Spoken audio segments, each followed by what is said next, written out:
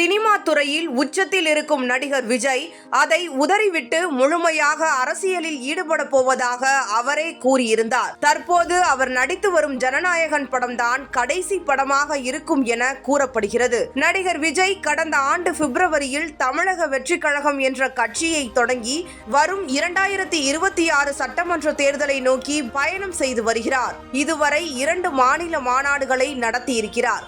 விக்கிரவாண்டியில் நடத்திய முதல் மாநாட்டிலும் சரி, மதுரை பாரப்பத்தியில் நடத்திய 2வது மாநாட்டிலும் சரி, தங்களது எதிரிகள் பாஜக மற்றும் திமுக தான் என முழக்கமிட்டு வருகிறார் விஜய். வரும் 2026 சட்டமன்ற தேர்தலில் முக்கிய ஒரு கட்சியாக தமிழக வெற்றிக் கழகம் இருக்கும் என்றும் 8 முதல் 12% வரை வாக்குகளை பெறுவார் என்றும் கூறப்படுகிறது. ஜனநாயகன் படத்தின் வேலைகள் அனைத்தையும் விரைவில் முடித்துவிட்டு விரைவில் அவர் தமிழகம் முழுவதும் சுற்றுப்பயணம் மேற்கொண்டு மக்களை சந்திப்பார் என கூறப்படுகிறது.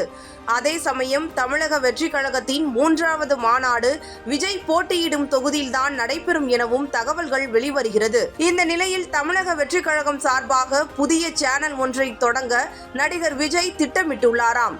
அதாவது ஒரு புதிய சேனலை தொடங்கி அதற்கு அனுமதி வாங்குவது கஷ்டம். அப்படி அனுமதி வாங்கினாலும் அதனை மக்கள் மத்தியில் கொண்டு போய் சேர்ப்பது கடினம் என்பதால் ஏற்கனவே உள்ள சேனலை வாங்கி பிரபலப்படுத்த முடிவு செய்துள்ளாராம்.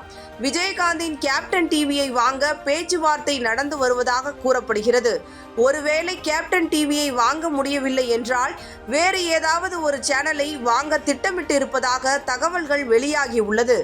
அந்த டிவியை தளபதி என்ற பெயரில் நடத்தும் திட்டத்தில் விஜய் இருக்கிறாராம். மேலும் 2026 சட்டமன்ற தேர்தல் முன்பாக விஜய் பல அறிவிப்புகளை வெளியிட இருப்பதாகவும் கூறப்படுகிறது.